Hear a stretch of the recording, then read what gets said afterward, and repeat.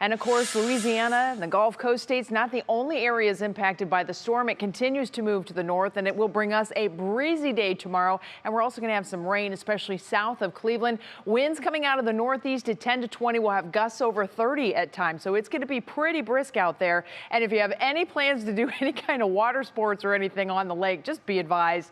We're going to have an onshore flow. There's a huge threat for rip currents as we go through the day tomorrow. So just be advised of that. As far as the rain goes, most of it will be in the morning. It'll be Canton and south. But if you do have travel, that rain is going through some big cities off to the southeast, and that could cause big problems as far as trickle-down effects from the New England airports, too. There's where the rain is now. It's sneaking into areas of Richland, Ashland, Wayne, Holmes, Stark, Tuscarawas, and Carroll counties. Notice that the wind is out of the northeast, so we have basically this feed that's coming in. There's dry air that's pushing in from the north. Meanwhile, that tropical moisture is coming at us from the south, and that, of course, is associated with Ida. The storm's remnants are now rotating through Texas and Tennessee and Kentucky, and will continue to move to the northeast. Now, as it does so, this entire rain shield is going to slide right up over Pittsburgh, areas of southwest and central Pennsylvania, and we're going to find a stripe of very heavy rain that sneaks all the way into New England, and all of it is because of this storm that has absolutely dumped rain from areas, of course, to the Gulf Coast through the Tennessee Valley. There are lots of nasty weather warnings going on. There's tornado warnings associated with the remnants now. That's all down into portions of Virginia, but it's the green. That's the flood watches, the flash flood watches that we have in effect that go into not only tomorrow, but even Thursday, and that now includes Tuscarawas and Carroll counties. Earlier this afternoon, they were lumped in with everybody else.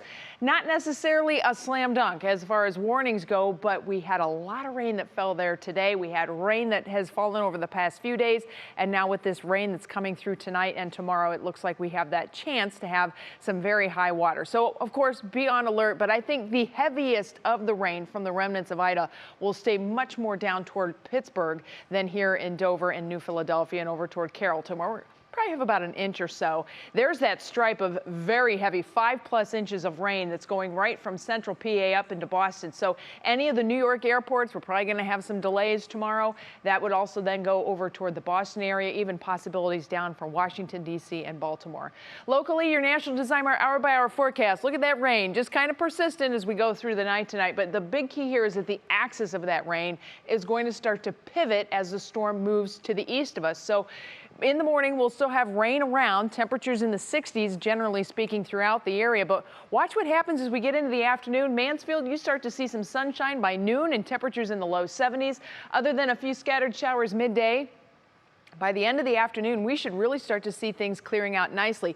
This is the time, though, that we're anticipating the winds to really come up. So winds brisk out of the northeast, 10 to 20, those gusts over 30 at times. But even into the evening, if you have any after-school plans, it looks like it's going to be beautiful, albeit even a little chilly feeling. This is the time when drier air is really going to start to come in, and that means some much cooler temperatures for mornings in the days ahead.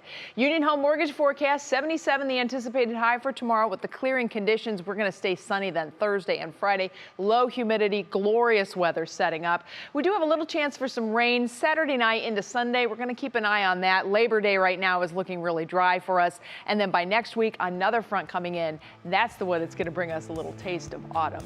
Nick is up next. He's got a full look at sports.